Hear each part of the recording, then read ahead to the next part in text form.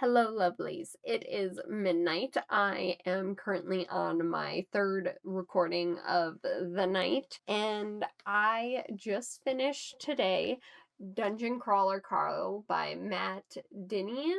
Dinniman?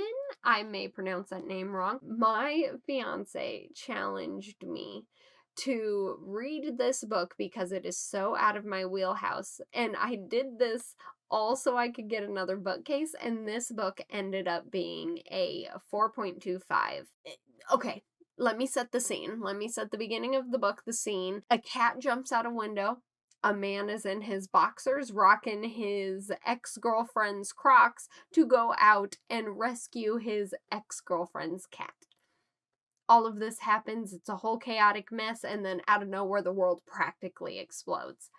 He gets transported into this RPG dungeon crawler game, and he is basically trying to survive with his cat, who ends up becoming a crawler as well and ends up with the ability to speak. And her name is Princess Donut, his name is Carl, and they are basically going through these dungeons and trying to survive while this alien race televises it all to their trillions of people. This book was so far out of my wheelhouse that I thought I was going to struggle reading it a lot more than I did. It did take me longer to read, but it is like a 400-page book too. And I had so many opinions about this book, and I went on a roller coaster of a love-hate relationship between me and Princess Donut. We had some beef with us because, man, she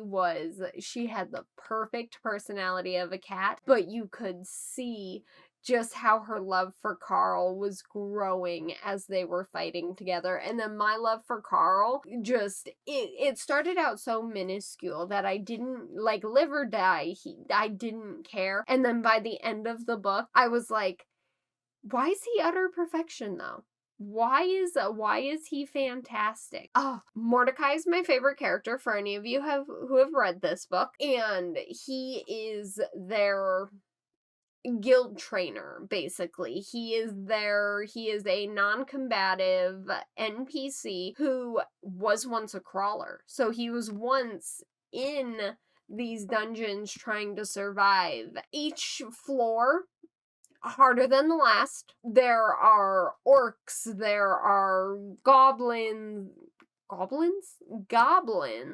there are drug dealing llamas in this book. There is a crazy woman with a shopping cart who seems more important to this book than they are letting on right now. And it is the funniest thing in the world because even though it is like this dungeon crawling, just fight for your life, the characters have to worry about people following them, favoriting them as they get into deeper levels. So it's not in this book, but in the later books, they'll get sponsorships for people basically being like, we'll pay you to keep surviving as you're just killing things. Mind you, these bosses that they fight, there's a Karen. I hate the term Karen because it's just somebody's name, but it was so funny in this book. There was a boss called the Hoarder, and it's just the funny little quirky things in this that made this book so much fun.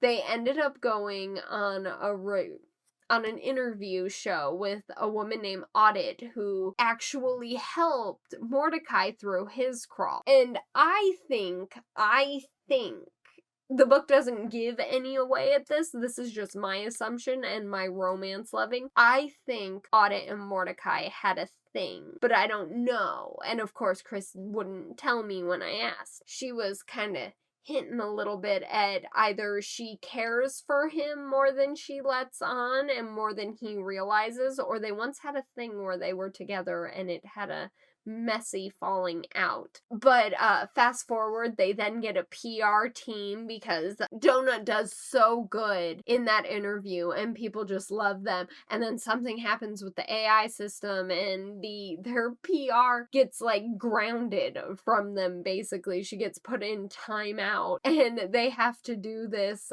orcs interview, and he is just an absolute madman of a problem. Like, this orc, supposedly he'll be on the deeper levels and they'll be able to fight, so I look forward to reading further in the book and seeing that boss battle, because that guy's a real piece of work.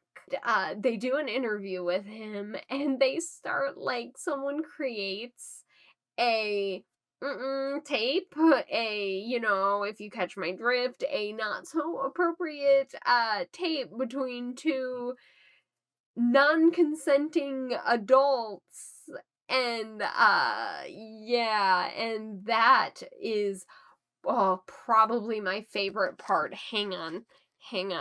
Donut makes the funniest joke about it. Okay, so the tape gets made. Donut is having a field day with it.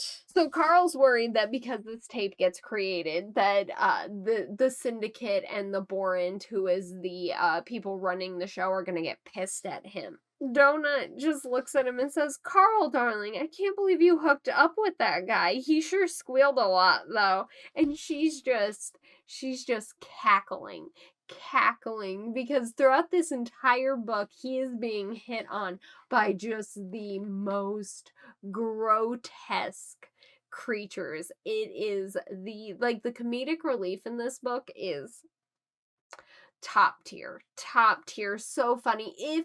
If you like garbage humor, I love garbage humor. I think sometimes it's the funniest thing in the world. So I was cackling towards the end of this book because it was so hilarious. Also, the AI achievement giving system has quite the thing for feet. So if you get grossed out by feet, you may get grossed out by that a little bit. I don't get grossed out by feet, and I was grossed out by this. It's insane, but it's so funny. It's so funny because throughout the entire book, I don't know how well you can see it on the cover because it might be too glossy. Carl is in boxers and he complains about it so much in the book that when he goes to his interview, he's basically told, "Well, people find it funny that you're in your boxers, and because you've kept complaining about it, nobody's gonna give you pants." And so this poor man has been just running through these dungeons in his boxers with no shoes on because, of course, he kicked off his ex-girlfriend's Crocs because they were too small for his feet, so he didn't get to keep those. So funny. Meanwhile, Donut is like 3 times his strength. Like, all of her stats are like tripled what his are. It's so funny. It's so funny to watch a grown man argue with a cat, and Donut acts just like you would imagine a cat would act in this scenario. It is hilarious. So by the end of the book, I loved Donut. There was a part where they were able to get themselves a pet, and Carl was trying to be strategic about it, and immediately Princess Donut's like, "If you just let me have this pink feathered bird thing, I will never ask for anything ever again." So he's like, "Fuck it, fine, let's just give her this thing."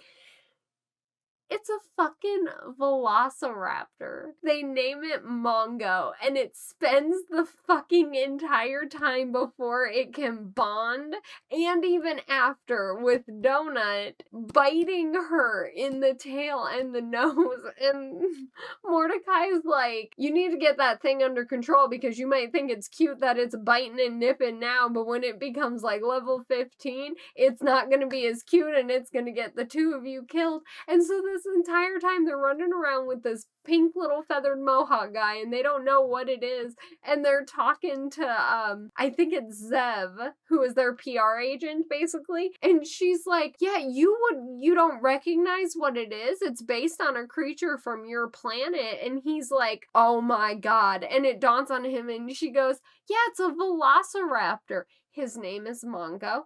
He's utter perfection, and we love him." So they only got through 2 floors. Yeah, They only got through 2 floors in this book. From my understanding, there's like 16 floors.